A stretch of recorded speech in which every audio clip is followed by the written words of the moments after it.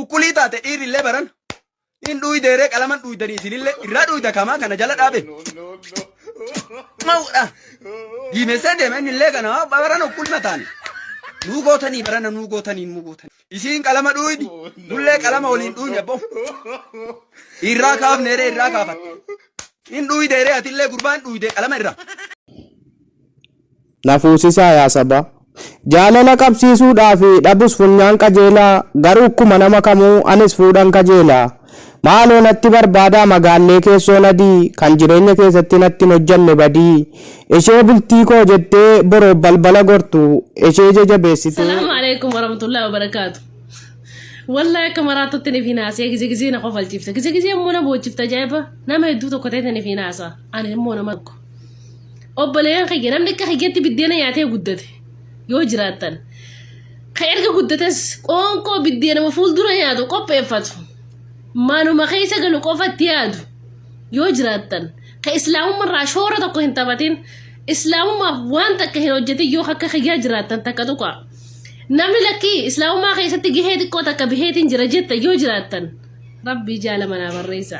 Namni immoo akkuma keedichi hin qabnee yaaddoyne itti ciisa dhabnee amma immoo qophirra jirra. Kara sanis seenuuf jettan sadinaa tuqa. Hedduu waan kanarraa yaadde. Maafin dhaladhe gisan joodu waafin rabbi abbaduuf garuu waan sanirra hin jiru. Na ajaa'ibsiise. Waan takka shoora tokko hin qaban islaamummaa. Ukulita te iri lebaran. In dui dere kalaman dui dari silille irra dui da kama kana jala dabe. Mau da. Gime sende men ille kana babaran ukul matan. Nu gotani barana nu gotani. Isin kalama dui di. Dulle kalama olin dui nyabo.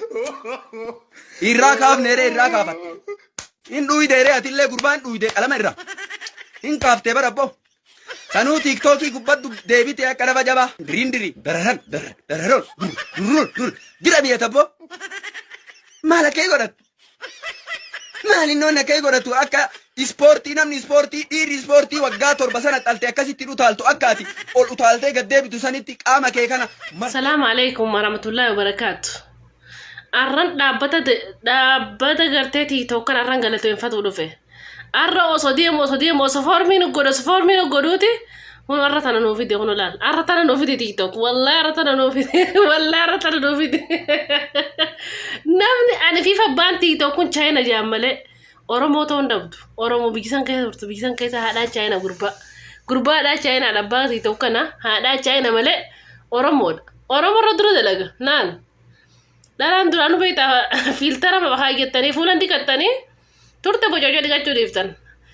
Filtara kaaddaa kana gubbaan kaaddaa kun argana. Masha Allah tabarakallah. Aboon man tolanu. Meeqa? Eekan nasirraa kaagamanaanis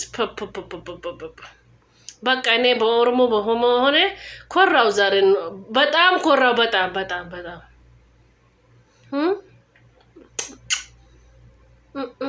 Masha Allah tabarakallah. Way afaan Chaayinaatiin galatoomii kamijjaanin gurbaa silaa kana tolche rabbii qeebdaadhu.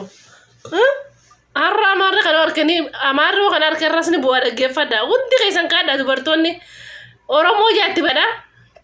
Isiniif dhufa. Alaabaa abbaa gadaa kana kaadhaa akkatti ilaal. Huccuu wadiin wayirra kaanamaa laakka wayirratti uffadheefaa bareedina isaa aboonuma tolchan. Na ajaa'iba akka ilaaleen koofne. Aboo. Bagan Oromoo ta'e. Amma kalee leenca aslirra akka kalee aslirra akkasi ganna kan sun isina gammachiisee kana hojii gisee lamada gammachuu lamada ati kana ta'e dhugaa rabbi. Kanaaf warri viizaa dhorkachuu barbaadanis anarreen allaallatu ani isaanis hin beeku isaanis nan beekani.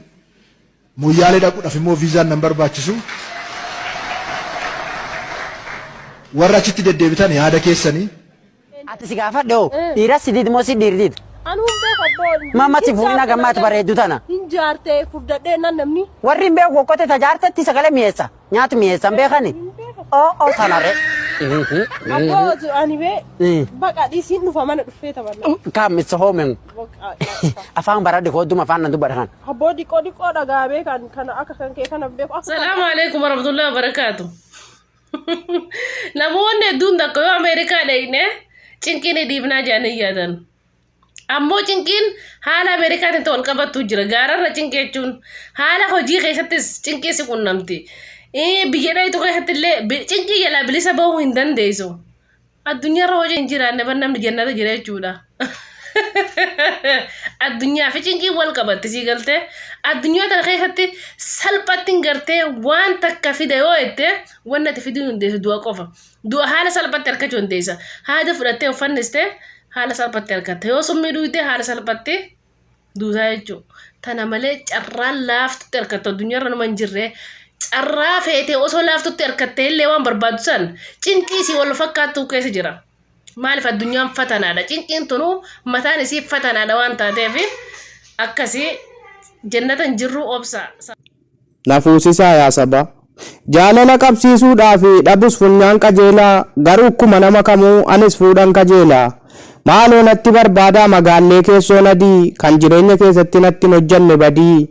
Ishee bultii koo jettee boroo balbala gortu ishee jajabeessitee ulfina natti hortu. Ishee konkonni qaamoo funyaan dhaabbatu sirrii guddisa haadhaaf abbaa kan ittiin boonu firrii. Kan hundumaan guutamte alaa hamma keessaatti kan qaamni ishee bareedu mataa hamma qeensaatti. Barbaadaa nafuusisaa guutaatii safuuf duudhaa malee umurii kanaan jaartii dhabuun safuudha. Diqqoo akkanan gaafanne waa'ee warqee tasumaa waa'ee kanaa dhageenyaan baqeensi jalaa dhuma giiftii koo.